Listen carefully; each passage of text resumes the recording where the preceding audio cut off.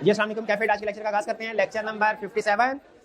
आज के इस लेक्चर में हम रिस्क असेसमेंट की केस स्टडीज डिस्कस करेंगे। फिर इसके बाद बिजनेस रिस्क का कंसेप्ट डिस्कस करना है। दो टारगेट आज हमारे, केस स्टडीज डिस्कस करनी है और फिर बिजनेस रिस्क को डिस्कस करना है।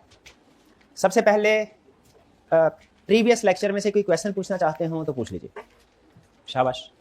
अच्छा, एक स्टूडेंट ने पूछा inherent limitations of internal control. Internal control की लिमिटेशंस हम नेक्स्ट चैप्टर है हमारा इंटरनल कंट्रोल वाला, एक उसमें स्टडी करेंगे। ठीक है, लिमिटेशंस क्या है। इसके अलावा कोई क्वेश्चन? कंट्रोल रिस्क में नो फिजिकल वेरिफिकेशन। देखिए, मंथ एंड पे स्टॉक की फिजिकल वेरिफिकेशन करना ये एक गुड कंट्रोल होता है हर मंथ एंड पे, जिससे अगर कोई चोरी चुकारी हो रही है इन्वेंट्री में वो पता चल जाती है। और अगर फिजिकल वेरिफिकेशन ना हो रही हो तो फिर इसका मतलब क्या है, ये कंट्रोल वीकनेस है। ठीक है जी। ये आप तकरीबन डेली क्लास में आते हैं तो अक्सर आपने देखा होगा बाहर कोई स्टाफ मेंबर खड़ा आपके कार्ड की चेकिंग करता है। क्या ये एक इंटरनल कंट्रोल है? कॉलेज के पॉइंट ऑफ व्यू से गुड इंटरनल कंट्रोल है, ताकि कोई अनएनरोल्ड स्टूडेंट्स क्लास में ना आ सके। और अगर ये कोई चेकिंग नहीं कर रहा होगा, अगर ये कंट्रोल ना हो, फिर क्या रिस्क है? फिर रिस्क क्या होगा कि जो स्टूडेंट्स एनरोल्ड नहीं है और भी क्लास में बैठे, एनरोल्ड स्टूडेंट्स के लिए जगह कम पड़ जाएगी, वो बेचारे खड़े रहेंगे। ठीक है, ये हाइब्रिड क्लास में बैठना पड़ेगा। ठीक है, तो ये हर ऑर्गेनाइजेशन में कंट्रोल्स होते हैं, लेकिन कंट्रोल्स की नेचर डिफरेंट है। अभी हर जगह तो ये ऐसे नहीं, अब किसी डिपार्टमेंटल स्टोर में चले जाएं, वहां पे तो ये चेकिंग नहीं होती कि ये कस्टमर हमारे पास एनरोल्ड है कि नहीं, कोई भी कस्टमर आ सकता है। लेकिन वहां पे जब आप इन्वेंट्री वहां से बाहर लेके जाने लगते हैं ना, वहां पे उन्होंने चेक लगाया होता है। उनका चेक एंट्री पे नहीं, एग्जिट पे है, कि जो भी इन्वेंट्री हो पहले इसका बिल हो, फिर उसके बाद उसकी पेमेंट हो। तो ये हर ऑर्गेनाइजेशन में याद रखें इंटरनल कंट्रोल्स होते हैं, लेकिन वो कंट्रोल एक्टिविटीज की नेचर डिफरेंट होती है ऑब्जेक्टिव के लिहाज से। ठीक है, तो फिजिकल वेरिफिकेशन जो कॉमन कंट्रोल अच्छी एक्टिविटीज होती हैं, जो ज्यादातर ऑर्गेनाइजेशन में होती हैं, वो है उनमें से एक है फिजिकल वेरिफिकेशन होना। आपके जो भी एसेट है उनकी वक्तन फक्तन आपको फिजिकली चेक कर देना चाहिए मौजूद है कि नहीं। ठीक है, रिकंसिलिएशन बनाना, एक जगह का रिकॉर्ड दूसरे रिकॉर्ड के साथ, ताकि अगर कोई एरर ओमिशन है वो सामने आ जाए। और भी बहुत से कंट्रोल्स है जो हम इंटरनल कंट्रोल वाले चैप्टर में स्टडी करेंगे। इंटरनल कंट्रोल वाले चैप्टर में हमने ये भी स्टडी करना है इंटरनल कंट्रोल की लिमिटेशंस क्या है, और ये भी स्टडी करेंगे कि इंटरनल कंट्रोल एक्टिविटीज कौन कौन सी अमूमी तौर पे कंपनीज में परफॉर्म की जाती हैं। इनहेरेंट रिस्क को हम कंट्रोल नहीं कर सकते। इनहेरेंट रिस्क को कोई भी कंट्रोल नहीं कर सकता है। देखिए, ऑडिट रिस्क के तीन कंपोनेंट्स थे या तीन एलिमेंट्स थे, इनहेरेंट रिस्क, कंट्रोल रिस्क और डिटेक्शन रिस्क। इनहेरेंट रिस्क को सिर्फ असेस किया जा सकता है, इसको कंट्रोल नहीं किया जा सकता। हाँ, अगर अच्छा इंटरनल कंट्रोल सिस्टम होना तो से कंट्रोल रिस्क रिड्यूस हो जाता है, तो जो इनहेरेंट रिस्क और कंट्रोल रिस्क का कंबाइंड लेवल है वो रिड्यूस हो जाता है। हाँ जी बिल्कुल, जो उस कंट्रोल रिस्क स्टेटमेंट कम हो जाता है, या यूं कह लीजिए कि इनहेरेंट रिस्क का इफेक्ट जो है वो कम हो जाता है। जैसे हम अपनी जो बिल्डिंग की दीवारें हैं वो मजबूत कर लेते हैं फॉर एग्जाम्पल किसी भी तरीके से, इससे आंधी और तूफान आने का खतरा कम नहीं होगा। इंटरनल इनहेरेंट रिस्क, आंधी तूफान कभी भी आ सकते हैं, वो हमेशा रहेगा। आपका गुड कंट्रोल इनहेरेंट रिस्क को ब्लॉक नहीं करेगा। हाँ, अगर कंट्रोल रिस्क स्ट्रांग है तो वो इनहेरेंट, इंटरनल कंट्रोल स्ट्रांग है, कंट्रोल रिस्क कम है, तो वो इनहेरेंट रिस्क का इफेक्ट आपकी फाइनेंशियल स्टेटमेंट तक पहुंचने से रोक देगा। ठीक है, और कोई क्वेश्चन? सैंपलिंग क्या, सैंपलिंग के बारे में क्या पूछ रहे हैं? क्या मैं भाई सैंपलिंग क्या, मुझे समझ नहीं आ रही क्या करें। सैंपलिंग रिस्क और नॉन सैंपलिंग रिस्क। अच्छा, मेरी पहली एडवाइस है ये अभी आप इसमें ना जाएं, सिर्फ पढ़ लें, क्योंकि ये हमारा ऑडिट सैंपलिंग का एक अलग से चैप्टर है, चैप्टर 17 है गालबन, या जो भी है लगभग, उसमें हमने डिस्कस करना है। उसका टाइटल होगा ऑडिट सैंपलिंग, उसमें हम डिस्कस करेंगे। ठीक है, वैसे सैंपलिंग रिस्क में आपको बेसिक एक्सप्लेन कर देता हूं। ऑडिटर जब मिस स्टेटमेंट को डिटेक्ट नहीं कर पाता ना, देखिए फाइनेंशियल स्टेटमेंट इशू होकर शेयर होल्डर के पास पहुंच गई और उनमें मिस स्टेटमेंट थी। अब इसमें तीन लोगों की गलतियां हैं, या कह ले तीन तरह की गलतियां हैं, तीन तरह की रीजंस हैं जब फाइनेंशियल स्टेटमेंट शेयर होल्डर के पास पहुंच जाए और उनमें मिस स्टेटमेंट हो। तीन तरह। नंबर वन, इनहेरेंट रिस्क के कुछ एरियाज फाइनेंशियल स्टेटमेंट में ऐसे होते हैं जिनमें मिस स्टेटमेंट होनी ही होनी है, जो मर्जी कर ले। प्रोविजन फॉर बैड डेट की अमाउंट एक्चुअल बैड डेट से डिफरेंट होनी ही होनी है, जितने मर्जी साइंसदान जितने मर्जी का फार्मूला लगा के अंदाजा लगा ले। ठीक है, एक रीजन। दूसरी कंट्रोल, ये इनहेरेंट रिस्क था। दूसरी कंट्रोल रिस्क कि मैनेजमेंट ने सही तरीके से काम नहीं किया, मैनेजमेंट की जिम्मेदारी थी सही इंटरनल कंट्रोल डिजाइन इंप्लीमेंट करना, उसने सही इंटरनल कंट्रोल डिजाइन इंप्लीमेंट नहीं किया। एक रीजन। तीसरी रीजन क्या हो सकती है, ऑडिटर ने मिस स्टेटमेंट को डिटेक्ट नहीं किया। बेकर इनहेरेंट रिस्क था भी, जब इंटरनल कंट्रोल वीक थे भी, तो भी ऑडिटर की जिम्मेदारी थी ना मिस स्टेटमेंट को डिटेक्ट करे। फाइनेंशियल स्टेटमेंट्स में अगर मिस स्टेटमेंट, इसलिए तो उसे बुलाया था, और अगर मिस स्टेटमेंट को डिटेक्ट नहीं कर पाता, ये डिटेक्शन रिस्क है। डिटेक्शन रिस्क की दो रीजन होती है। डिटेक्शन रिस्क मतलब क्या, ऑडिट प्रोसीजर मिस स्टेटमेंट को डिटेक्ट नहीं कर पाए। दो, number one sampling risk, number one non sampling. Sampling risk क्या है, कि ऑडिटर का सैम्पलिंग टेक्निक को यूज करना, क्योंकि सैम्पलिंग टेक्निक में हम 100% से कम आइटम को टेस्ट करते हैं। तो जब आप 100% से कम आइटम को टेस्ट करते हैं तो हमेशा चांस होता है कि अनटेस्टेड आइटम में, अनसेलेक्टेड आइटम में रिस्क हो। ठीक है, इसे कहते हैं sampling risk. Sampling risk acceptable है क्योंकि सैम्पलिंग की इजाजत हमें दी गई है। शर्त यह है कि सैम्पलिंग असूलों के मुताबिक की गई हो। वो असूल हम सीखेंगे चैप्टर सैम्पलिंग वाला। नॉन सैम्पलिंग रिस्क यह है कि सैम्पलिंग के अलावा और किसी और रीजन की वजह से आप मिस स्टेटमेंट डिटेक्ट नहीं कर पाए, जैसे ऑडिटर ने ठीक प्रोसीजर परफॉर्म नहीं किए, मिस स्टेटमेंट को डिटेक्ट नहीं कर सका, हालांकि उसके सामने मिस स्टेटमेंट मौजूद थी, डायरेक्शन सुपरविजन रिव्यू ठीक नहीं थी, उसे इंस्ट्रक्शन ठीक नहीं दी गई। ठीक है, स्केप्टिसिज्म ठीक तरीके से अप्लाई नहीं किया गया, जहां पे कंफ्लिक्टिंग एविडेंस था वहां पे फर्दर इंक्वायरी नहीं की गई, वगैरह वगैरह। इसे नॉन सैम्पलिंग रिस्क कहते हैं। यानी ऑडिटर की अपनी इनएफिशिएंसी की वजह से ऑडिटर मिस स्टेटमेंट डिटेक्ट ना कर पाए, इसे क्या कहते हैं? Non sampling. ऑडिटिंग स्टैंडर्ड ये कहते हैं सैम्पलिंग रिस्क एक्सेप्टेबल है किसी हद तक, नॉन सैम्पलिंग रिस्क हरगिज एक्सेप्टेबल है। ठीक है, तो इसलिए हमारी कोशिश होती है कि अगर हमने ऑडिट रिस्क को कम करना है, अब इसे लेसन क्या मिलता है सारे रिस्क के मैप से, कि अगर आपने ऑडिट रिस्क को कम करना है एज ऑडिटर तो डिटेक्शन रिस्क को कम करना पड़ेगा। डिटेक्शन रिस्क को कम करना है तो नॉन सैम्पलिंग रिस्क जीरो करना है और सैम्पलिंग रिस्क को जितना हो सके उतना रिड्यूस करना है। ये अल्टीमेट लेसन है सारे ऑडिट रिस्क मॉडल का। क्लियर जी? ठीक है, अब आगे चल के ना एक कंसेप्ट हो रहेगा क्वांटिफिकेशन का, जो हमें ये इसी कंसेप्ट को क्वांटिफिकेशन के जरिए से समझाएगा। और की क्वेश्चन? अच्छा, ये एक डेफिनेशन है इनहेरेंट रिस्क की डेफिनेशन, और उसमें एक टर्म है सिग्निफिकेंट रिस्क। ये मैं आपके साथ डिस्कस करना चाहता हूं क्योंकि नॉर्मली कंट्रोल रिस्क और डिटेक्शन रिस्क की डेफिनेशन स्टूडेंट को समझ आ जाती है आसानी से। इनहेरेंट रिस्क की डेफिनेशन में थोड़ी मुश्किल टर्म है, तो वो थोड़ा प्रॉब्लम होती है। इनहेरेंट रिस्क क्या है? ससेप्टेबिलिटी। ससेप्टेबिलिटी कहते हैं प्रोबेबिलिटी को, चांस को। चांस ऑफ एन असर्शन कि कोई एरिया या एरिया की कोई असर्शन उसमें मिस स्टेटमेंट हो गया। आपको बताया था ना एरिया के 6 हिस्से होते हैं। ठीक है, जैसे साइंस हम इंसानों को भी मुख्तलिफ पार्ट्स में शायद डिवाइड करती होगी, है वो हशरात के बताया था ना, सर धड़ पेट हशरात के ये 206 हिस्सों में डिवाइड कर। ओहो, तो 206 हड्डियां। चलें बहरहाल चलें, कोई बात नहीं, इसीलिए तो भाई ये कर रहे हैं। तो उसी तरीके से हमने हर एरिया को 6 हिस्सों में डिवाइड किया है। उसका हर हिस्सा ठीक होगा तो वो एरिया ठीक होगा, एक हिस्सा भी गड़बड़ तो एरिया में गड़बड़।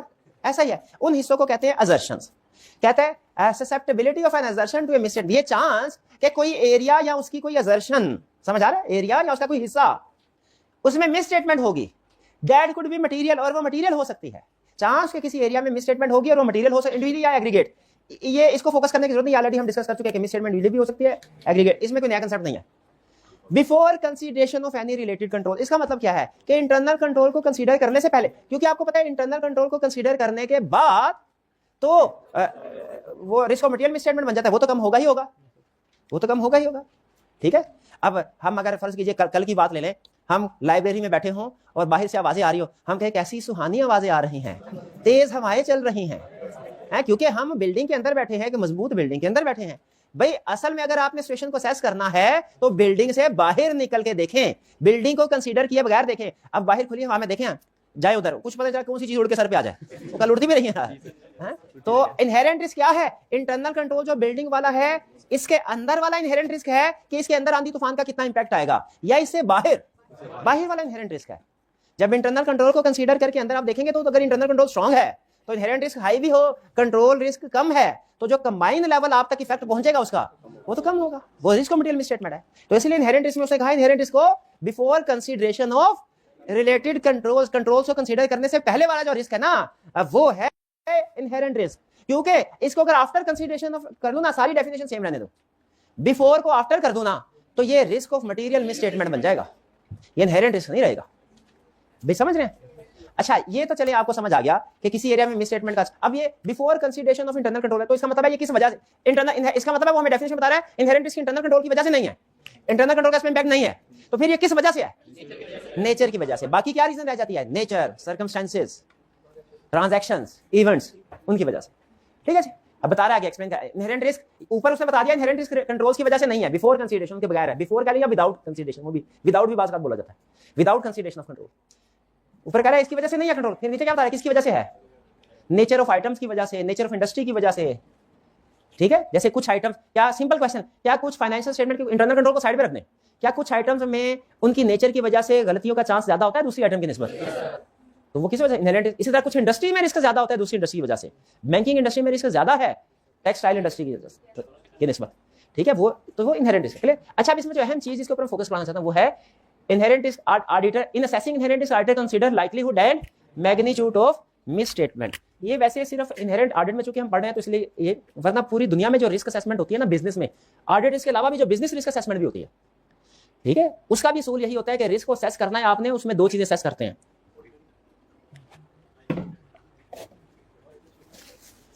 इनका क्वेश्चन यह क्या, रिस्क सिर्फ ऑडिटर ही असेस करता है?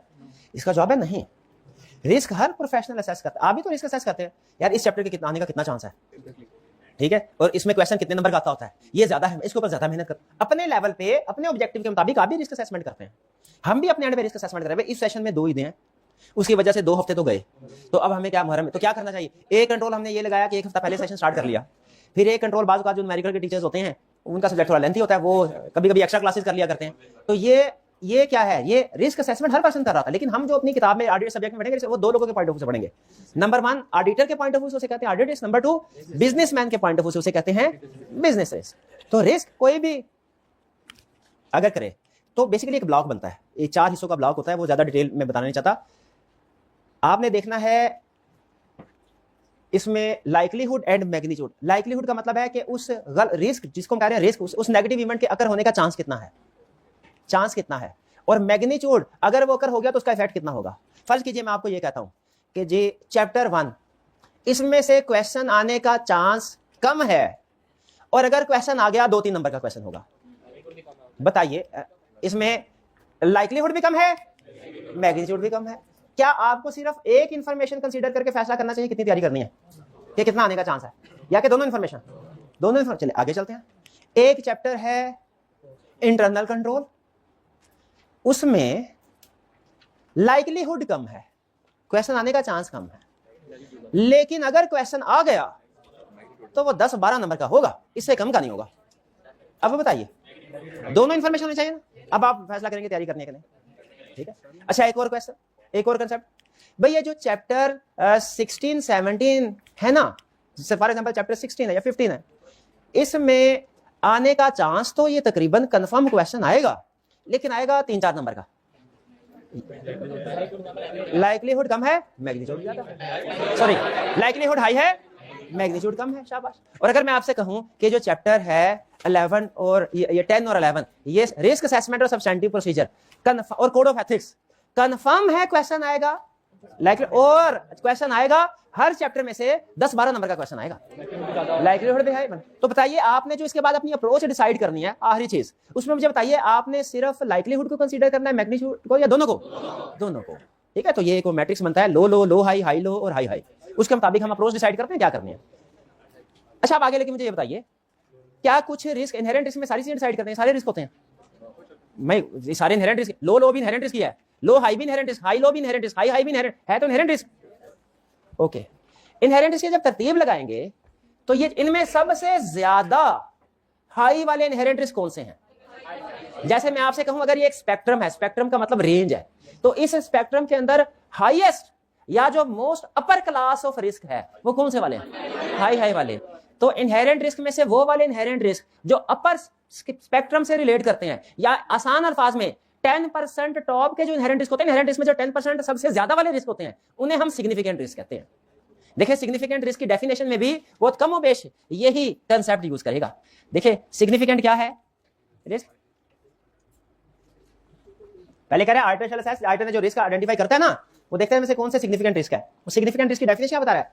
It is an identified risk of material misstatement, ये ऐसा risk of material which is assessed close to upper end of spectrum of inherent risk. Spectrum of inherent risk क्या है?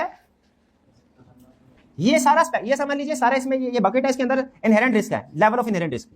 ये लो लो वाला है, ये लो हाई वाला है, ये हाई लो वाला है, और ये हाई हाई वाला है।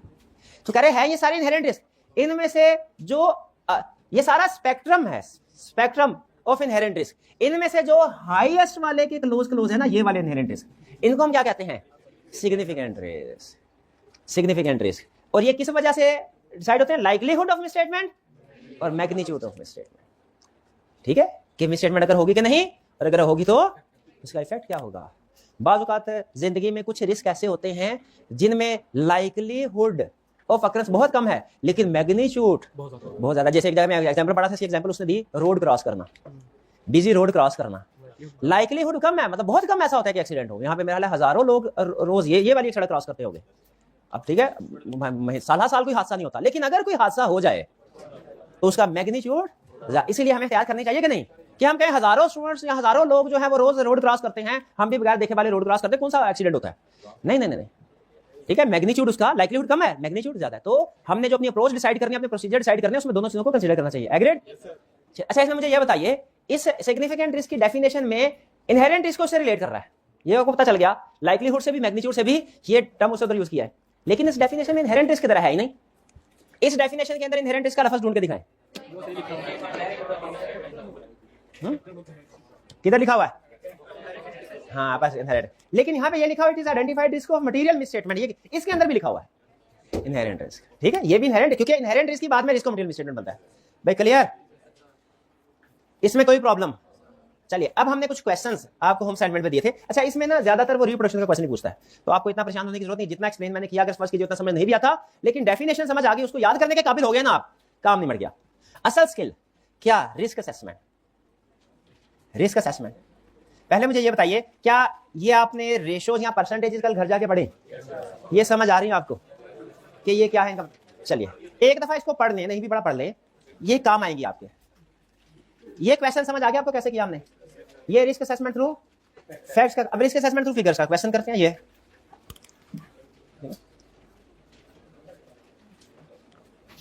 पांच पेपर क्या आपके सही टेस्ट के क्वेश्चन है, ध्यान से जरा करना है। सबसे पहले requirement, identify the prospective audit risk. Prospective अहम लफ्ज नहीं, ऑडिट रिस्क अहम लफ्ज है, इसको अंडरलाइन करें।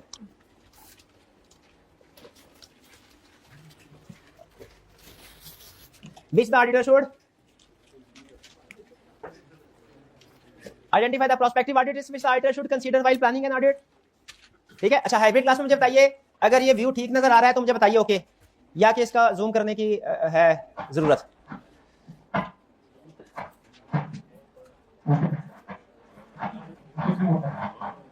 जरूरत है? ओके, अब ठीक है, बात आई, शाबाश। चलिए, identify the prospective audit risk. Audit risk को अंडरलाइन करना है। मुझे पहला सवाल का जवाब दीजिए, बिजनेस रिस्क आइडेंटिफाई करने को कह रहा है कि ऑडिट रिस्क? ओके, दूसरे सवाल का जवाब दीजिए, क्या सिर्फ ऑडिट रिस्क आइडेंटिफाई करने हैं या के प्रोसीजर भी बताने हैं? सिर्फ रिस्क बताने हैं, प्रोसीजर भी? सिर्फ रिस्क बताने हैं, जैसे प्रोसीजर्स नहीं बताने।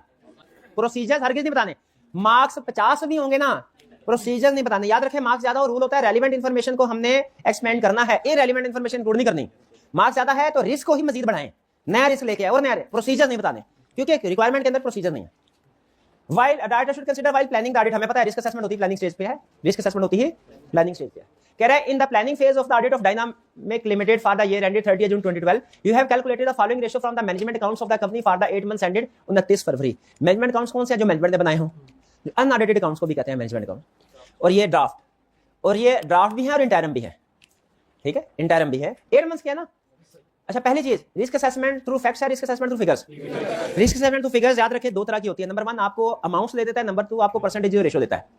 रिस्क असेसमेंट थ्रू फिगर दो तरह की है, नंबर 1 अमाउंट्स दे देगा, नंबर 2 परसेंटेजेस या रेशियोज देगा। परसेंटेजेस या रेशियो अगर देता है, परसेंटेजेस रेशियो, जैसे ये क्वेश्चन आसान है, ये 1 स्टेप रिस्क असेसमेंट होगी। अगर आपको नंबर्स देता है ना इनकम स्टेटमेंट या बैलेंस शीट की, वो 2 स्टेप रिस्क असेसमेंट होगी। क्यों? क्योंकि अगर नंबर दिया है तो असल में रिस्क असेसमेंट होती है परसेंटेजेस या रेशियो से। अगर उसने आपको नंबर दिया ना तो हम स्टेप 1 में पहले रेशियो या परसेंटेज कैलकुलेट करते हैं, फिर स्टेप 2 में रिस्क असेसमेंट करते हैं। यानी हमें अकाउंटेंट वाला काम भी करना पड़ता है, ऑडिटर वाला काम भी करना पड़ता है। रेशियोज और परसेंटेज कैलकुलेट करना टिपिकली अकाउंटेंट का काम है, ऑडिटर का काम नहीं है। यहाँ पे उसने अकाउंटेंट वाला काम हमें खुद से कर दिया है, रेशियो और परसेंटेज बता दिया है। हमने क्या करना है, इसमें से डायरेक्ट रिस्क असेसमेंट करने हैं। लेकिन अगर किसी क्वेश्चन में, जैसे नीचे वाले क्वेश्चन में देखें, ये अलग क्वेश्चन है, सेपरेट क्वेश्चन है, इसमें उसने क्या रेशियो और परसेंटेज दी है, बल्कि आपको अमाउंट्स दी हुई है। इसमें आपने क्या करना है, 2 स्टेप्स में रिस्क असेसमेंट होगी। स्टेप नंबर 1 रेशियो या परसेंटेज कैलकुलेट करनी है, स्टेप नंबर 2 में उसमें से रिस्क असेस करना है। लेकिन ये आसान है। सबसे पहले ग्रॉस प्रॉफिट परसेंटेज उसने दिया, inventory turnover ratio, current ratio, quick asset ratio, time interest earned, debtors turnover ratio. 1 by 1 देखते हैं। अच्छा, ये रेशियोज आपको बताया था, हमेशा आपने अकाउंटिंग में बताया जाता है डेज में भी कैलकुलेट हो सकती है, टाइम्स में भी। हमने हमेशा किस में कैलकुलेट करनी है, डेज में कैलकुलेट करनी है। अगर ऑलरेडी डेज में दी है तो गुड, अगर ऑलरेडी टाइम्स में दी हुई है तो डेज में कन्वर्ट करेंगे। टाइम्स को डेज में कन्वर्ट करना आता है। अगर डेटर टर्नओवर रेशियो टाइम्स में है 10, डेज में कितनी होगी, उस 360 बाय 10 कर लें, 360 से डिवाइड करें, 365 है कि 365 कर लें, 36.5 ये डेज होंगे उसके। यही फार्मूला होता है ना। तो रिस्क असेसमेंट हमेशा हमारी होगी डेज में। इसने गुड न्यूज, इसने टर्नओवर रेशियो डेज में ही दी हुई है। अच्छा, इसमें एक मसला है 8 मंथ्स एंडेड का, कि रेशोज और परसेंटेज 8 मंथ्स एंडेड की है, क्या हमें इसे 12 मंथ में कन्वर्ट करना चाहिए? इसका जवाब है अगर एब्सोल्यूट अमाउंट्स हो ना 10,000, 15, 20,000, वो अगर 8 मंथ या 10 मंथ की हो तो 12 मंथ्स में कन्वर्ट करते हैं। ये पहले ही रेशोज है, इसे कन्वर्ट करेंगे भी तो सेम रहेगी। एक्सपेरिमेंट करते हैं, पहले महीने की सेल्स है, एक महीने की सेल्स है 100 और उसकी कॉस्ट ऑफ सेल्स है 80 एक महीने की, जीपी रेशो कितनी है? 20%। अब पूरे साल की सेल्स है 1200 और पूरे साल की कॉस्ट ऑफ सेल्स है 960। 12 से मल्टीप्लाई करें, यही आता है ना? बताइए पूरे साल की जीपी रेशो कितनी है? ये भी 20% है। इसका मतलब है रेशोज और परसेंटेज चाहे एक महीने की हो चाहे एक साल की हो सेम रहती हैं, क्योंकि जहां पे एक फिगर चेंज होगी ना वहां पे दूसरी फिगर भी चेंज होती है। ठीक है जी, तो ये सेम रहती है। इसीलिए परसेंटेजेस या रेशोज अगर कभी उसने आपको 7, 8, 9, 10 महीनों की दी हुई है, उनको हम चेंज नहीं करते, उनको टेक्निकल वर्ड में एक्स्ट्रापोलेट नहीं करते, लेकिन अगर अमाउंट दी गई हो उसे एक्स्ट्रापोलेट करते हैं। यहाँ पे रेशो परसेंटेज है, क्या 8 मंथ को 12 पे कन्वर्ट करने की जरूरत है? नहीं। जीपी रेशो दिया है 40%, 40%, 35%। कल हमने क्या सीखा था? GP ratio over the year क्या होता है? कांस्टेंट सेम रहती है। अब ये जीपी रेशो सेल्स अलग दी होती, कॉस्ट ऑफ सेल्स अलग दी होती, हम सेल्स से रिस्क असेसमेंट करते हैं, कॉस्ट ऑफ सेल्स से रिस्क असेसमेंट करते हैं, जीपी रेशो इकट्ठा करके नेट करके दे दिया है। क्या जीपी रेशो से सेल्स और कॉस्ट ऑफ सेल्स की रिस्क असेसमेंट हो सकती है? यस। अब देखिए कैसे करनी है आपने। जीपी रेशो कम हो गई, इसका मतलब है या तो सेल्स कम हुई होगी या कॉस्ट ऑफ सेल्स ज्यादा हुई होगी। सेल्स में अंडरस्टेटमेंट का रिस्क है, कॉस्ट ऑफ सेल्स में ओवरस्टेटमेंट। अब सेल्स में अंडरस्टेटमेंट का रिस्क है, सेल कम हो रही है, तो इसमें सेल जब कम हो रही हो ना, इसमें अंडरस्टेटमेंट ऑफ सेल्स का रिस्क छोटा रिस्क है। वैल्यूएशन ऑफ इन्वेंटरी और इंपेयरमेंट ऑफ मशीनरी का रिस्क बड़ा रिस्क है। इसको लिखना है पहले, समझ रहे हैं? सेल्स पिछले साल से इंक्रीज हो रही हो, रिस्क ओवरस्टेटमेंट ऑफ सेल लिखेंगे एग्जाम में। सेल पिछले साल की निस्बत कम हो रही हो, अंडरस्टेटमेंट का रिस्क नहीं लिखना। वैल्यूएशन ऑफ इन्वेंटरी और इंपेयरमेंट ऑफ मशीनरी का, भाई 2 रिस्क हो गए। अच्छा, एक्सप्लेन कर देंगे इनको, एक्सप्लेन में प्रॉब्लम नहीं ना, वो तो एक्सप्लेनेशन दी हुई है। 2 रिस्क अब गिनते जाइएगा। ये 9 नंबर का क्वेश्चन है, कितने रिस्क होने चाहिए आपके ख्याल में? मेरा ख्याल है 6 रिस्क होने चाहिए, 1.5। जब अकेला हो ना रिस्क पूछे तो तकरीबन एक रिस्क का 1.5 रीजनेबल होता है मार्किंग। कम ज्यादा हो सकती है लेकिन 1.5 के 6 तो हम आइडेंटिफाई करने की कोशिश करें। 2 तो इधर हो गए। इन्वेंटरी टर्नओवर रेशो इंक्रीज हो रही है, तो ये क्या? Obsolete inventory. एनआर, शाबाश। Valuation of inventory. अब अगर आप नोट करें तो ऊपर जीपी रेशो कम होने में भी वैल्यूएशन का रिस्क था, यहाँ पे भी रिस्क है। दोनों सेम ही है, वैल्यूएशन ऑफ इन्वेंटरी का रिस्क। अलग अलग डिस्कस करूंगी, इकट्ठा कर दूं? इकट्ठा कर सकते हैं, इकट्ठा कर दे बेहतर है। यानी एक ही हेडिंग देखे ना, वैल्यूएशन ऑफ इन्वेंटरी, एक रिस्क लिख दे डिक्रीज की वजह से और दूसरा इंक्रीज इन टर्नओवर। ठीक है, अगर प्रोसीजर भी पूछे होते ना तो मैं आपसे कहता लाजमी इकट्ठा करो, क्योंकि दोनों के प्रोसीजर मतलब सेम ही होंगे, लेकिन प्रोसीजर यहाँ नहीं पूछे, तो बेहतर है कि अभी भी इकट्ठा कर दे ताकि अप्रोच हमारी सेम रहे, लेकिन इसको अलग अलग भी कर सकते हैं। लेकिन मेरी सजेशन क्या, इकट्ठे करें, क्योंकि इंफॉर्मेशन डिफरेंट है, रिस्क सेम है दोनों का। तो 3 पॉइंट्स हो गए हमारे, रिस्क 2 है लेकिन point 3। Decrease in sale, sorry decrease in sale का हो गया था ना, वो पूरी नहीं मैं कर सका। डिक्रीज इन सेल तो कर दिया डेटर्स में और ये वैल्यूएशन ऑफ इन्वेंटरी और impairment. Increase in cost of sales भी तो है, तो उसमें परचेजिंग में क्या रिस्क है? ओवरस्टेटमेंट। और क्लोजिंग स्टॉक में अंडरस्टेटमेंट का रिस्क। ठीक है जी। नेक्स्ट, इन्वेंटरी में भी हो गया हमारे, कितने हो गए? 2, 3, 4 risk, 4, 5। Current ratio, quick ratio, time interest, ये भी इसकी डिस्कस करते हैं। डेट टर्नओवर रेशो, ये भी डेज में इंक्रीज हो रहा है, इसका मतलब क्या है? ये इंटरप्रेट कैसे होती है सुन लें। 2 साल पहले हम डेटर को सेल करते थे 68 डेज में पैसे कलेक्ट कर लेते थे। 1 साल पहले डेटर को सेल करते थे 86 डेज में पैसे कलेक्ट कर लेते थे। इस साल डेटर को सेल करते हैं 132 डेज में कलेक्ट। इसका मतलब है कलेक्शन में प्रॉब्लम हो रही है, पुअर कलेक्शन प्रोसीजर्स हैं। इसका मतलब है provision for bad debt, slow moving debts है, बैड डेट का रिस्क ज्यादा है। क्लियर जी? डेट टर्नओवर रेशो ये भी रिस्क हो गया, इन्वेंटरी का भी हो गया, ग्रॉस प्रॉफिट भी हो गया। अब देखते हैं time interest earn. Time interest earn कहते हैं हम रेशो को कि आप अपने प्रॉफिट में से कितनी दफा इंटरेस्ट पे कर सकते हैं, अपने प्रॉफिट में से कितनी दफा इंटरेस्ट पे कर सकते हैं, ये होता है टाइम इंटरेस्ट। इसका फार्मूला होता है profit before interest divided by interest. ये अमूमी तौर पे 1 से ज्यादा हो तो हम इसे कहते हैं गुड रेशो है, क्योंकि कम से कम इतना तो प्रॉफिट होना चाहिए कि इंटरेस्ट पे किया जा सके। ठीक है, इसे कहते हैं टाइम इंटरेस्ट अर्न। अब इसके ऊपर कमेंट कीजिए, ये रेशियो डिक्रीज हो रही है, इवन लेस देन 1 है, ये कंपनी की पुअर लिक्विडिटी पोजीशन को शो कर रहा है। देखिए 2 अल्फाज है, दोनों को ध्यान से आपने यूज करना है, एक लिक्विडिटी इशू, एक गोइंग कंसर्न इशूज। जब कोई एक आधी प्रॉब्लम हो ना रिस्क असेसमेंट में तो हम कहते हैं पुअर लिक्विडिटी इशूज, लेकिन जब 2-3 प्रॉब्लम्स इकट्ठी हो जाए फिर हमने गोइंग कंसर्न की तरफ जाना है, रिस्क असेसमेंट में बेहतर होता है ये। तो यहाँ पे बजाय ये कि एक रिस्क को इकट्ठा करके आप कहते हैं, आपको पता है 2-3 रिस्क है, वैसे तो बाज़ एक रिस्क पे भी गोइंग कंसर्न को डिस्कस किया जा सकता है, प्रोडक्ट ही एक है, वही फ्लॉप हो गई, लार्जेस्ट डेटर जो है वो बैंकरप्ट हो गया, एक वेयर हाउस था, मशीनरी थी, प्रोडक्शन प्लांट था, एक ही, उसको आग लग गई, एक में भी गोइंग कंसर्न है। लेकिन जब आपके सामने 2-3 बैड न्यूज़ हैं, 2-3 बैड, तो उनको इकट्ठा करके गोइंग कंसर्न बता दें।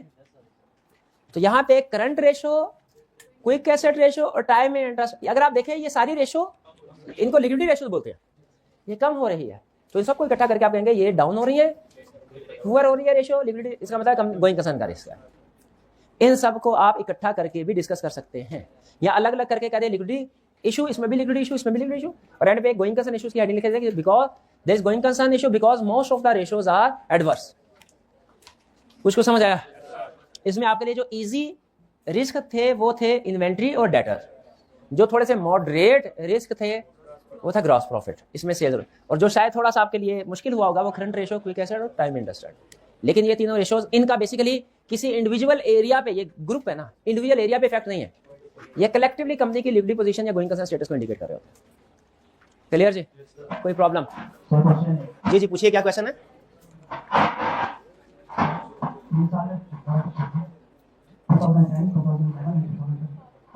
जी जी, ये हमारे टीम मेंबर जो करीब खड़े हैं काइंडली भाई को गाइड कर दें कि कैसे करना है। सर 2010 के डाटा को हम लोग कंप्लीट कर 2011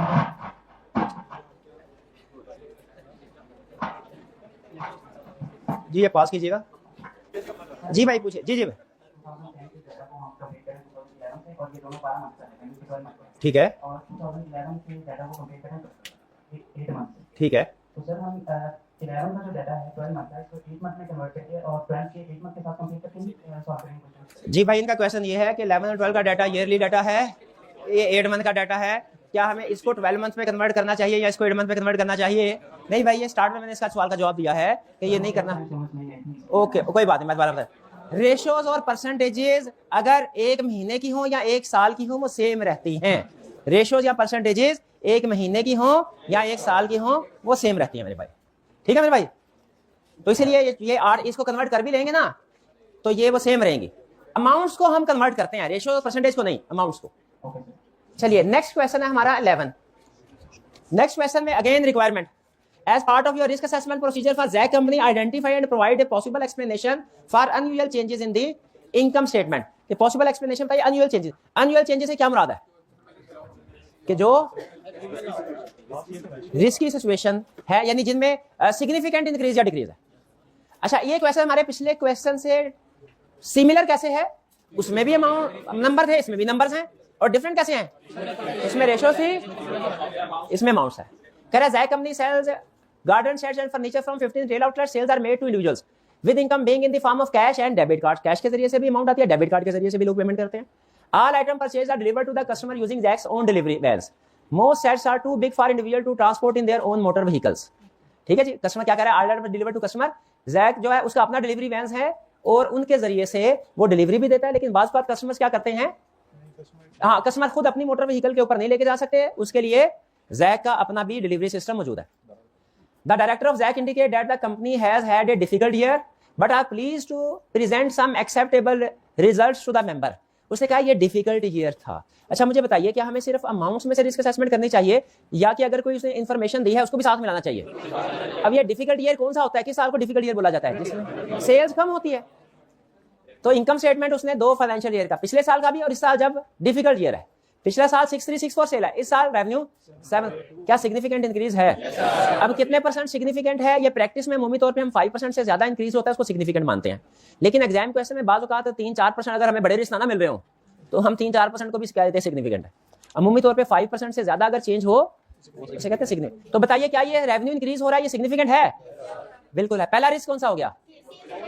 ओवर स्टेटमेंट ऑफ सेल्स का रिस्क, ठीक है। अच्छा दूसरा कॉस्ट ऑफ सेल्स, ये तो अंडर स्टेटमेंट का है, अंडर स्टेटमेंट का नहीं है।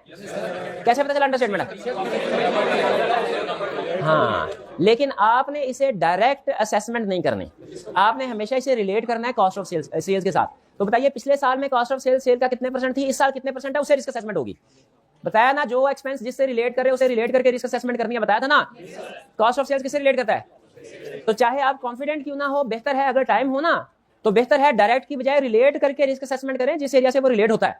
तो रिलेट करके रिस्क असेसमेंट करें, कितना है लास्ट ईयर 66% और इस साल कितने 67 और 47 है। इसका मतलब इस साल कॉस्ट ऑफ सेल कम है, अंडर स्टेटमेंट का रिस्क है, यानी परचेजेस अंडर स्टेटेड और क्लोजिंग स्टॉक में ओवर वैल्यू। 3 रिस्क आ गए हमारे, सेल्स में ओवर स्टेटमेंट, परचेजेस में अंडर स्टेटमेंट, स्टॉक में ओवर स्टेटमेंट। क्लियर? आगे चलते हैं नेक्स्ट। ग्रॉस प्रॉफिट, ये चूंकि 2 फिगर्स का नेट है, ये अलग से कोई एरिया नहीं है, इसमें रिस्क असेसमेंट नहीं होगी। ग्रॉस प्रॉफिट नेट प्रॉफिट में रिस्क असेसमेंट नहीं होती क्योंकि ये इंडिपेंडेंट एरिया नहीं है, ये 2 चीजों का सम है, नेट फिगर है। एडमिन एक्सपेंसेस क्या हो रहे हैं, ये ओवर द ईयर फिक्स रहना चाहिए, क्या हो रहे हैं, इसको किसी से रिलेट करना है नहीं करना, तो ये कौन सा रिस्क हुआ, अंडर स्टेटमेंट का। क्लियर? सेलिंग एंड डिस्ट्रीब्यूशन कौन सा रिस्क है, सेल से रिलेट करके देखें, पिछले साल कितने परसेंट, इस साल कितने परसेंट है, 10.8%, पिछले साल 10.8%, इस साल कितने हैं 30, तो ज्यादा है, तो ये ओवर स्टेटमेंट का रिस्क आ गया। क्लियर? अच्छा, अभी मैं अंडर स्टेटमेंट ओवर स्टेटमेंट बोल रहा हूँ, नेक्स्ट चैप्टर का स्टार्ट करेंगे ना तो असर्शंस को एक्सप्लेन करूंगा मैं, इनको हम असर्शन की लैंग्वेज में फिर बोला करेंगे, यानी मैं अंडर स्टेटमेंट ऑफ सेल्स को अंडर स्टेटमेंट ऑफ सेल्स नहीं बोला करूंगा, कंप्लीटनेस ऑफ सेल्स बोला करूंगा। ठीक है, वो असर्शन जब पढ़ लेंगे तो एडमिन क्लियर होगा। अच्छा, ये क्या, ये ओवर स्टेटमेंट का रिस्क है, हाँ जी, सेलिंग एंड डिस्ट्रीब्यूशन में ओवर स्टेटमेंट का रिस्क है। अब आपको एक और एंगल बताऊं रिस्क असेसमेंट का। एक रिस्क असेसमेंट होती है एरिया की अलग अलग, लेकिन जब आप एडवांस लेवल पे पहुंचेंगे ना तो आप पूरे एरियाज का एक दूसरे के इंपैक्ट भी देख रहे होंगे।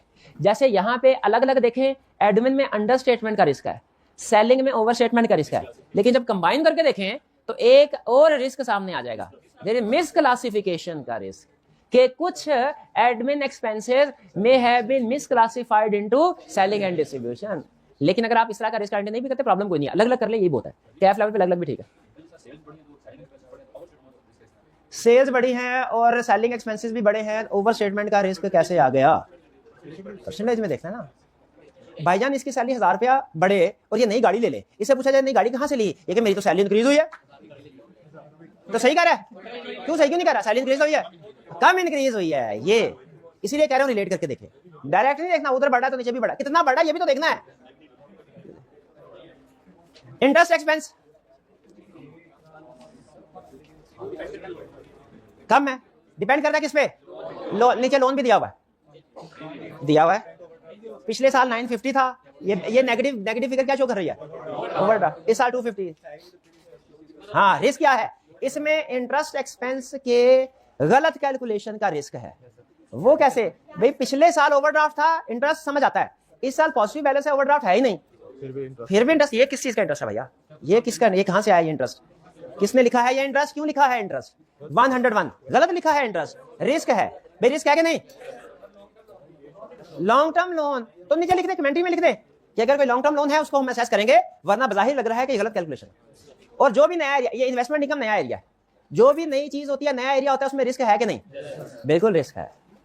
इसमें तो इसके नेचर की वजह से रिस्क है कि इन्वेस्टमेंट इनकम कहां से आ गई, इसको हमने वैल्यूएट करना है। कुछ समझ आई? तो इसमें कितने रिस्क आ गए हमारे, रेवेन्यू में एक आ गया, ग्रॉस प्रॉफिट में 2 आगे थे, ये कॉस्ट ऑफ सेल में 2 आगे थे, 3 हो गए, एडमिन में 4, सेलिंग में 5, इंटरेस्ट एक्सपेंस 6 बस ठीक है। इन्वेस्टमेंट इनकम भी कर लें साथ, इन्वेस्टमेंट इनकम, ये इंटरेस्ट एक्सपेंसेस में अंडर स्टेटमेंट ओवर स्टेटमेंट की बजाय लिखे incorrect calculation of interest expense, तो जेनेरिक वर्ड यूज कर लें। इन्वेस्टमेंट इनकम में भी इनकरेक्ट कैलकुलेशन, क्योंकि जस्टिफाइड रीजन नहीं ना बताइए उसने, ये इन्वेस्टमेंट इनकम होती है इन्वेस्टमेंट के ऊपर, आप लिखेंगे कि हम वैल्यूएट करेंगे ड्यूरिंग द ईयर कंपनी की इन्वेस्टमेंट कितनी है और उसके ऊपर इन्वेस्टमेंट इनकम सही कैलकुलेट हुई है कि नहीं, रिस्क है हमारा कि इसकी कैलकुलेशन ठीक नहीं हुई, कंफर्म करने के लिए हम इन्वेस्टमेंट इनकम देखते हैं।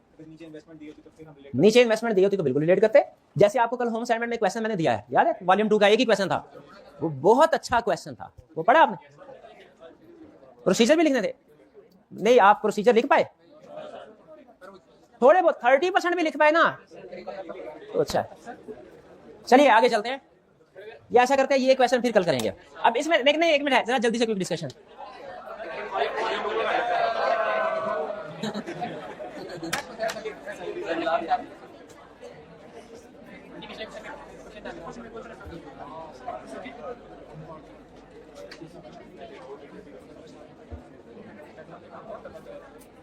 चलिए अब चलते हैं हम अपने नेक्स्ट कंसेप्ट की तरफ, सुन लें।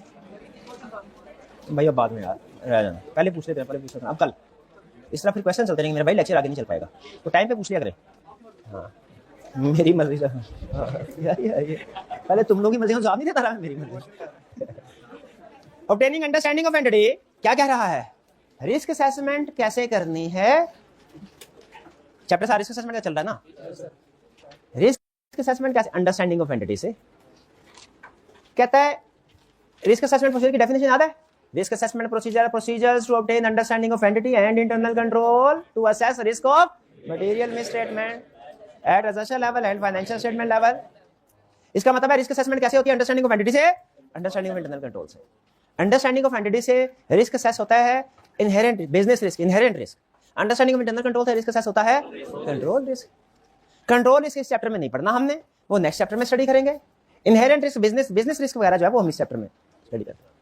कहता है कैसे रिस्क असेस होगा, अंडरस्टैंडिंग ऑफ एंटिटी से। रिस्क कैसे असेस होगा, अंडरस्टैंडिंग ऑफ एंटिटी से। एंटिटी की अंडरस्टैंडिंग कैसे ऑब्टेन होगी, इंफॉर्मेशन इकट्ठी करेंगे एंटिटी के बारे में। कह रहा है अंडरस्टैंडिंग ऑफ एंटिटी मैनेजमेंट को भी होती है, अंडरस्टैंडिंग ऑफ एंटिटी ऑडिटर को भी होती है। मैनेजमेंट को अंडरस्टैंडिंग एंटिटी ऑब्टेन करती है मैनेजमेंट, इसलिए क्योंकि उसने बिजनेस चलाना है, काम कर। ऑडिटर ने अंडरस्टैंडिंग ऑफ एंटिटी ऑब्टेन करनी है किस लिए, रिस्क असेसमेंट करने के लिए। क्या ऑडिटर को उतनी ही अंडरस्टैंडिंग ऑब्टेन करनी चाहिए जितनी मैनेजमेंट के पास है, उससे ज्यादा या उससे कम से भी काम चल सकता है, कम से भी काम चल सकता है, क्योंकि ऑडिटर का मकसद बिजनेस करना नहीं है, रिस्क असेसमेंट करना है। इसीलिए एंटिटी यानी एंटिटी से मुराद वो कंपनी जिसका ऑडिट कर रहे हैं आप, उसके हर एलिमेंट की अंडरस्टैंडिंग हमने ऑब्टेन नहीं करनी। हमने कौन सा बिजनेस करना है कि हर डिपार्टमेंट की अंडरस्टैंडिंग ऑब्टेन करें, हर एलिमेंट की, नहीं नहीं नहीं नहीं, सिर्फ 5 एलिमेंट की अंडरस्टैंडिंग ऑब्टेन करें, रिस्क असेसमेंट आपकी हो जाएगी। कौन से 5 एलिमेंट, अगला सवाल यही है जिसका जवाब दे रहा है। ये 5 कर आके 5 बनते हैं, ऊपर 3 नीचे 2, चाहे तो आप इसको इसी तरीके से 3 कर लें, वो आपकी मर्जी है, ठीक है। पुराने जो स्टैंडर्ड होता था ना उसमें हमने उसमें याद किया, उसमें उसने अलग अलग करके पॉइंट्स दिए होते हैं, 1 2 3 4 5, इसमें उसने 3 को इकट्ठा कर दिया, बाकी 2 को इकट्ठा कर दिया, तो आप इसको 3 ही समझ लें, 5 ना समझें, लेकिन मैं इसको 5 समझ के आपको समझाऊंगा। Idea required to obtain understanding of following through risk assessment procedure. क्या इसकी understanding, entity and its environment. This understanding यानी आइटर देखेगा इंडस्ट्री कौन सी है, क्योंकि कुछ इंडस्ट्री में इनहेरेंट रिस्क ज्यादा होता है दूसरों की निस्बत। आइटर देखेगा regulatory and other external factor कौन सा है, इस इंडस्ट्री का रेगुलेटर कौन है, स्टेट बैंक ऑफ पाकिस्तान है कि एससीसीपी है कि पैमरा है, कौन है रेगुलेटर। भाई हर इंडस्ट्री का रेगुलेटर होता है ना, देखा जाएगा इंडस्ट्री कौन सी है, रेगुलेटर कौन है, और कुछ दूसरे एक्सटर्नल फैक्टर्स। जैसे बात कुछ इंडस्ट्री ग्रो कर रही होती है, कुछ इंडस्ट्री डाउनवर्ड जा रही होती है कुछ सर्टेन टाइम पे। The entity's organization structure, ownership and governance and its business model including use of ITT। ये भी देखो रिस्क असेसमेंट करते हुए, एंटिटी का ऑर्गेनाइजेशन स्ट्रक्चर क्या है, इसलिए कि ऑर्गेनाइजेशनल स्ट्रक्चर अगर कम्प्लेक्स है, टीम में जो वहां पे लोग काम करते हैं उनको प्रॉपर उनकी ड्यूटीज कम्युनिकेट नहीं की गई, असाइन नहीं की गई, तो फिर रिस्क, गलतियों का चांस ज्यादा होगा, रिस्क ज्यादा है। ओनरशिप देखो कौन है, मालिक कौन है कंपनी के, क्योंकि जो मेजोरिटी शेयर होल्डर्स होंगे वो रिलेटेड पार्टी भी होती हैं, ठीक है। ओनरशिप में देखना कौन कौन से लोग, गवर्नेंस में कौन कौन से, डायरेक्टर में कौन कौन से लोग शामिल है, गवर्नेंस में डायरेक्टरशिप में, क्यों, क्योंकि डायरेक्टर्स की अगर इंटेग्रिटी नहीं है ना तो हमारा रिस्क ऑफ फ्रॉड बढ़ जाता है। टू असेस एंटिटीज ये and it's governance and it's business model क्या चला रहे हैं, सिर्फ कैश पे काम करते हैं, क्रेडिट पे भी, सिर्फ फिजिकल गुड सेल परचेज करते हैं या ऑनलाइन भी, ये बिजनेस मॉडल है। क्या कुछ बिजनेस मॉडल के हिसाब से भी रिस्क सामने आते हैं, बिल्कुल आते हैं। क्रेडिट में बैड डेट का रिस्क, ऑनलाइन में जो है वो हो सकता है डिस्पैच, ऑर्डर की डेट को यूरो, डिस्पैच की डेट को यूरो, ऑनलाइन सिस्टम हमारे अकाउंटिंग सिस्टम के साथ इंटीग्रेट है, तो जैसे ऐसा ना हो कहीं जैसे कस्टमर ऑर्डर दे रहा है हमारा सेल सिस्टम अपडेट हो जाता है, कस्टमर ने ऑर्डर दिया तो सेल कार्ड हो गई। बात आईटी सिस्टम में इस तरह की अगर एक्टिविटीज हो रही हो, फाइनेंशियल स्टेटमेंट्स तो गलत हो जाती हैं, तो इस सारी इन्फॉर्मेशन से रिस्क आइडेंटिफाई। फिर measures use internally and externally to assess entity's financial performance, entity की फाइनेंशियल परफॉर्मेंस कैसे असेस होती है, ये बात कर रहा है। ये ऊपर वाली जो है ना, ये ऊपर ये बात कर रहा है रिस्क असेसमेंट थ्रू फैक्ट्स की, इन्फॉर्मेशन इकट्ठी करो कंपनी के बारे में, रिस्क असेस करना है तो कंपनी के बारे में इन्फॉर्मेशन इकट्ठी करो, ये है risk assessment through figures, financial performance. Applicable financial reporting framework देखो कौन सा है, अकाउंटिंग पॉलिसीज इंक्लूडिंग चेंजेस। क्यों कि एप्लीकेबल फाइनेंशियल रिपोर्टिंग फ्रेमवर्क को अंडरस्टैंड करने से कोई रिस्क असेसमेंट होती है, कैसे, फ्रेमवर्क में कोई सिग्निफिकेंट चेंज आ गया, कोई नया स्टैंडर्ड आ गया, डिस्क्लोजर रिक्वायरमेंट तो ठीक से अप्लाई नहीं किया होगा, वहां पे रिस्क है, सिग्निफिकेंट चेंजेस जहां पे आ जाए रिस्क। फिर how much inherent risk factor affects susceptibility of assertion to misstatement in preparation of financial statements in accordance with applicable financial reporting framework। यानी इनहेरेंट रिस्क फैक्टर जो है वो कितना इफेक्ट करते हैं, ये रटे वाला पॉइंट है। अहम कंसेप्ट सुनने अब आगे, बिजनेस रिस्क, ये असल में आपको बड़ा कंसेप्ट बता रहा है, तो पॉइंट टू पॉइंट डिस्कशन है ना, मेन कंसेप्ट वो ये कह रहा है अगर आपने किसी भी एंटिटी कंपनी जिसका ऑडिट कर रहे हैं उसकी रिस्क असेसमेंट करनी है ना, तो रिस्क असेसमेंट से पहले उस कंपनी के बारे में ये सारी इंफॉर्मेशन इकट्ठी कर लें, क्योंकि आपके रिस्क इसी इंफॉर्मेशन से निकलेंगे। वो रिस्क इंडस्ट्री से रिलेटेड हो सकते हैं, कंपनी से रिलेटेड हो सकते हैं, फाइनेंशियल स्टेटमेंट से रिलेटेड हो सकते हैं, फ्रेमवर्क से रिलेटेड, या कुछ और इनहेरेंट रिस्क। ठीक है, यानी इसमें उसने लेसन में क्या दिया, किसी कंपनी की रिस्क असेसमेंट करनी है। भाई आपको तो रेडीमेड इंफॉर्मेशन सारी दे दी ना, इसमें से रिस्क आइडेंटिफाई करो। प्रैक्टिकली ये इंफॉर्मेशन थोड़ी आपके पास होगी, अभी तो क्वेश्चन बना के दे दिया, सारी इंफॉर्मेशन क्वेश्चन में इकट्ठी करके रिस्क असेसमेंट। प्रैक्टिकली कैसे करेंगे इंफॉर्मेशन इकट्ठी, वो ये बताया उसने, इन सोर्सेज से इंफॉर्मेशन इकट्ठी करेंगे। अब एंड पे जब ये इंफॉर्मेशन इकट्ठी होगी, इसमें से रिस्क आइडेंटिफाई करने आपने, वो रिस्क होंगे दो तरह के, एक होगा business risk, audit risk. Direct audit risk नहीं जाना, पहले बिजनेस रिस्क। बताया था ना, चोर की तरह बन के सोचना है। तो बिजनेस रिस्क याद रखे, बिजनेस रिस्क ऑडिट रिस्क में डिफरेंस। बिजनेस रिस्क आइडेंटिफाई करने के लिए आपने बिजनेसमैन बन के क्वेश्चन पढ़ना है, और ऑडिट रिस्क आइडेंटिफाई करने के लिए ऑडिटर बन के क्वेश्चन पढ़ना है। ये सबसे बड़ा रूल है बिजनेस रिस्क और ऑडिट रिस्क को डिफरेंशिएट करने का। ठीक है, और मुझे बताइए, ऑडिटर को सिर्फ, सारी दुनिया तबाह हो जाए, ऑडिटर को सिर्फ एक चीज से गर्ज है, क्या?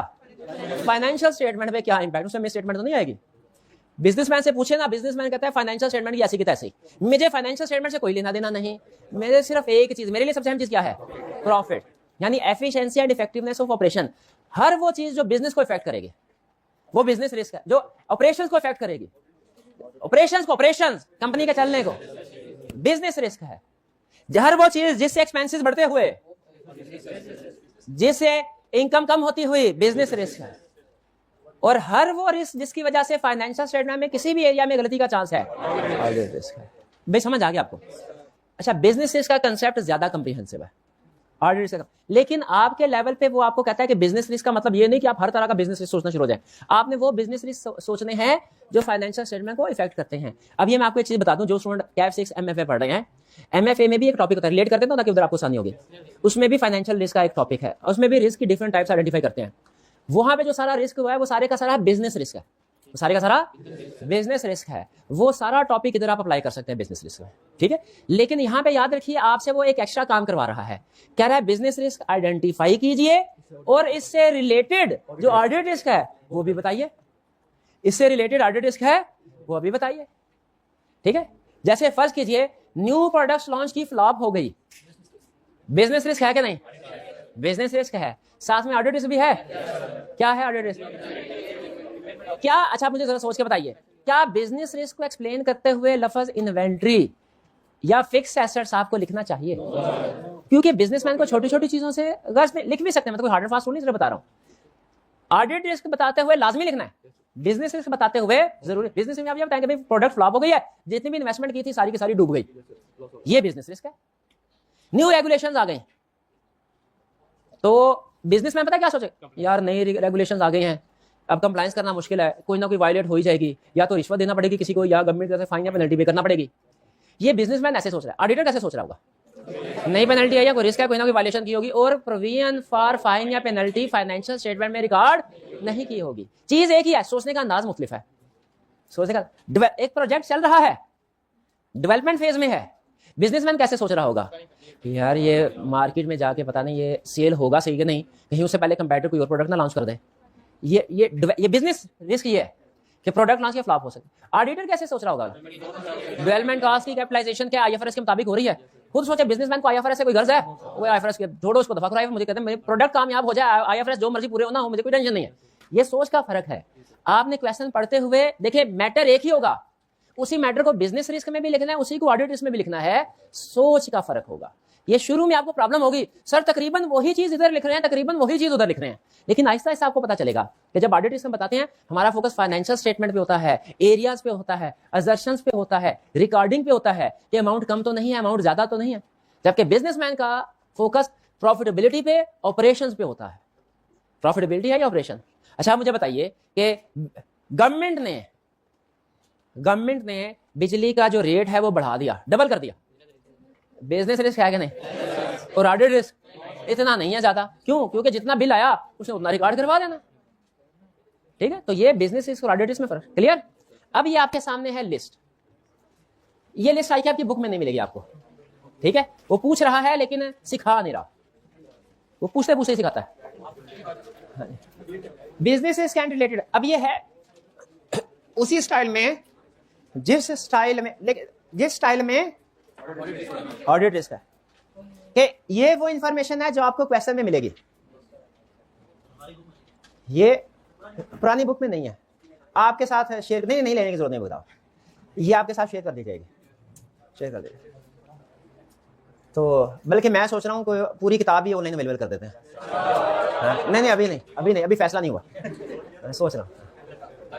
इंफॉर्मेशन गिवन इन, ये इंफॉर्मेशन आपको क्वेश्चन में मिलेगी, ये उससे रिलेटेड बिजनेस रिस्क है, इस इंफॉर्मेशन से रिलेटेड ये बिजनेस रिस्क है, और इस इंफॉर्मेशन से रिलेटेड ऑडिट रिस्क है। अब ये वाला काम आपके लिए नया नहीं है, ये आप देखिए इसमें मैंने एक्सप्लेनेशन नहीं लिखी हुई, सिर्फ हेडिंग लिखी निपटा दिया, क्यों भला, ये पहले आप सीख चुके हैं।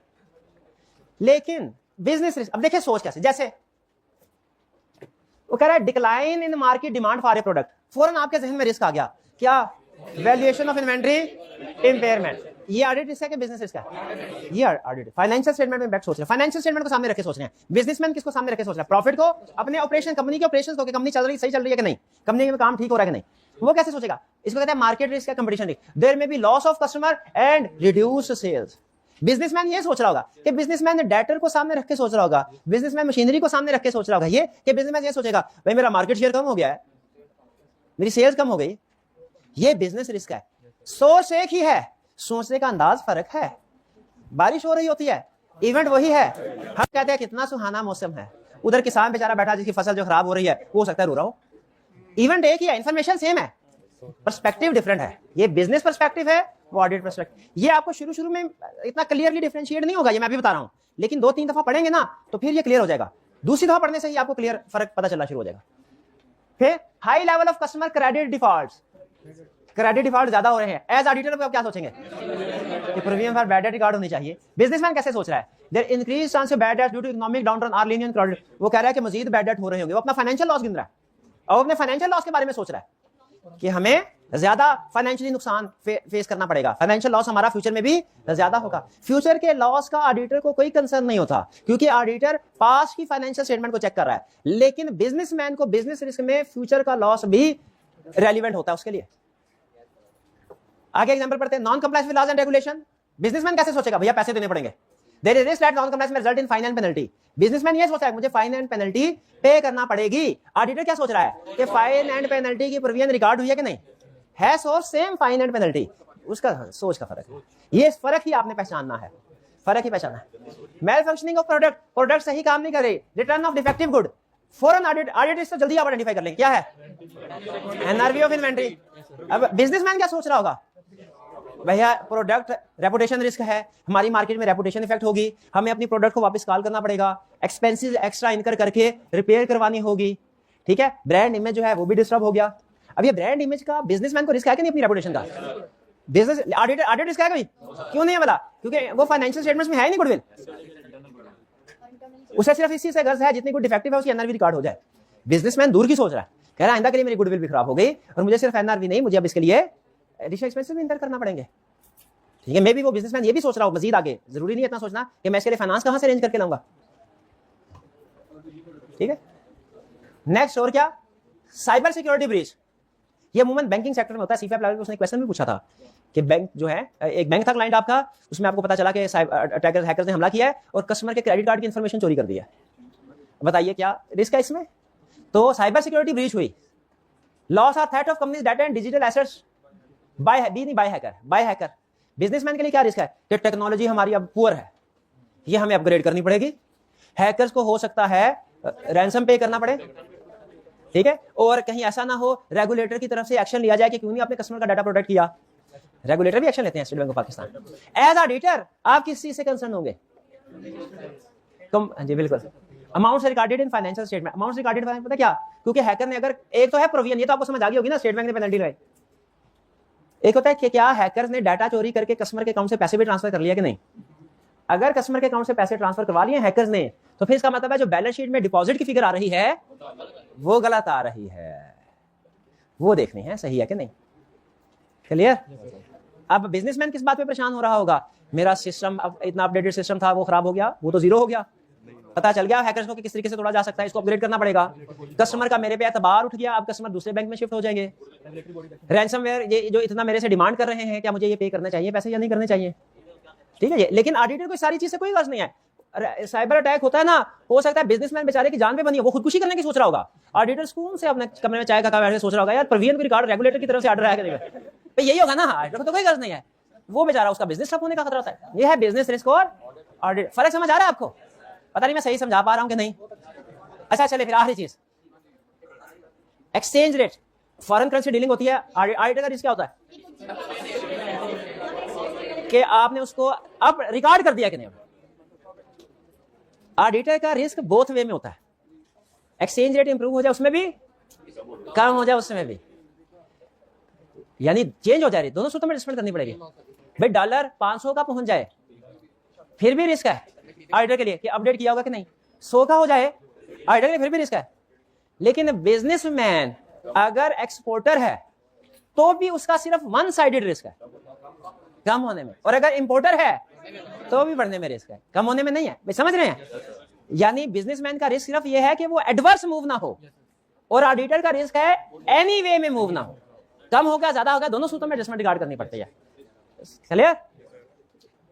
चलिए ये है बिजनेस रिस्क और ऑडिट रिस्क में एक थोड़ा सा फर्क, ठीक है जी। अच्छा आज आपने बिजनेस और ऑडिट रिस्क को अच्छे तरीके से समझे, इसमें पहली दफा रीड करने से आपको चीजें सिमिलर फील होगी, सेकंड या थर्ड रीडिंग में आपको इन दोनों में फर्क महसूस होगा, और ये फर्क ज्यादा रिफाइन होगा जब केस स्टडी की प्रैक्टिस करेंगे। और ये जहन में रखिए, ऑडिट रिस्क के क्वेश्चन को और बिजनेस रिस्क के क्वेश्चन को आपने अलग रखना है। किस लिए? सुन ले आरी बात, बिजनेस रिस्क के क्वेश्चन में रिक्वायरमेंट क्या होगी, बिजनेस रिस्क बताओ, ऑडिट रिस्क बताओ, प्रोसीजर नहीं पूछेगा।